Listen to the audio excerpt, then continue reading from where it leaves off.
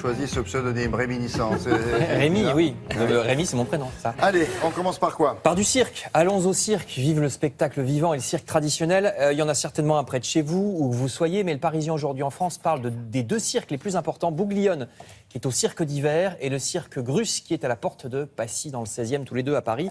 Vous pouvez aller voir les deux, parce que c'est pas pareil. Vous voyez le titre, le jeu des 7 différences. Alors chez Grus, c'est plutôt les chevaux, et chez Bouglione, les éléphants. Chanteuse et costumes façon Disney chez Grus, orchestre traditionnel chez Bouglione, spectacle très esthétique chez Grus, plus varié chez Bouglione. Donc lisez l'article et puis choisissez, ou alors allez voir les deux, hein, c'est dans le Parisien. Journal qui nous parle aussi d'un autre divertissement tout aussi familial. C'est un film sur la famille, justement, sur les nouvelles familles. Il s'agit de Cigarettes et chocolat chaud, regardez. Comédie irrésistible, nous dit le journal, irrésistible, avec un papa ours incarné par Gustave Kervern. On le voit sur la photo, il est veuf, il élève seul ses 2 filles adolescentes. Et il y parvient plus ou moins bien, faut bien le dire, parce qu'il est infoutu de garder en vie le cochon d'Inde de la maison, par exemple. Alors il le remplace en le peignant de la même couleur que le précédent. Il fait croire à ses filles qu'il est vétérinaire alors qu'il bosse dans un sex shop. Évidemment, la DAS finit par lui tomber dessus. C'est très drôle et très émouvant, écrit le Parisien, c'est dans les cinémas à partir d'aujourd'hui. Autre film familial, on vient d'en parler, là c'est la grosse artillerie, il y en a vraiment partout dans les journaux, ça s'appelle Rogue One. Il nous l'a dit, Alex.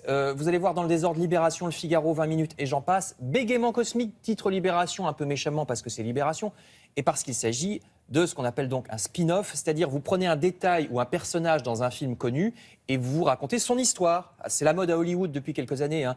Plutôt que d'inventer des choses nouvelles, ce qui est très fatigant, on fait comme ça. On prend Alors là, c'est l'histoire de qui? De la jeune fille? Alors là, c'est centré sur le vol des plans de l'Étoile Noire, hein. Vous vous rappelez, le vaisseau spatial de l'Empire, c'est-à-dire les méchants dans la guerre des étoiles, c'est... Bah oui, le chef, Frédéric. Alors, il y a une grosse planète artificielle, c'est le vaisseau spatial des méchants, et il faut piquer les plans pour le détruire. Et ben, c'est l'histoire de ça, du piquage des plans. Le Figaro, il consacre un grand article et plusieurs photos. Vous voyez les armures des méchants, c'est vraiment l'univers de Star Wars, hein. C'est plutôt pas mal, disent la plupart des journaux, à retrouver donc dans toute la presse. Et sur vos écrans, je ferme ce chapitre cinéma en vous signalant 2 dessins animés très très bien, selon 20 minutes.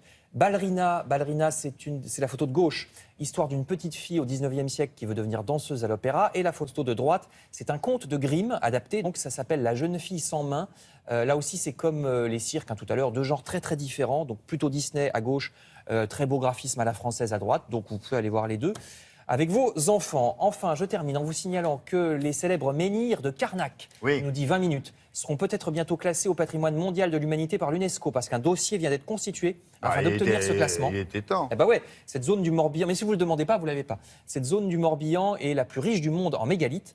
C'est dans 20 minutes. Enfin, toujours à propos d'histoire, je vous conseille une double page dans le journal La Croix à propos des Harkis, vous savez, les Algériens qui avaient choisi la France au moment de la guerre d'indépendance et qui ont beaucoup souffert parce qu'ils ont été rejetés et violentés par les Algériens d'à côté et pas accueillis à bras grands ouverts par la France. C'est moins qu'on puisse dire. Voilà. Il y a des baraquements dans lesquels ils ont végété pendant une dizaine d'années. On les a laissés un peu là-bas, souvent dans le sud de la France. Certains sont encore debout. Hein. Certains sont encore debout. Vous voyez celui sur la photo en couleur. C'est à Montmélian dans le Var. Beaucoup ont été détruits. Et justement, l'article qui rappelle toute cette histoire dans La Croix dit qu'il faudrait les conserver. Ceux qui existent encore, faire des musées, par exemple, ou des lieux de mémoire, pour qu'on n'oublie pas cette histoire. Ouais, et leur histoire, bien sûr.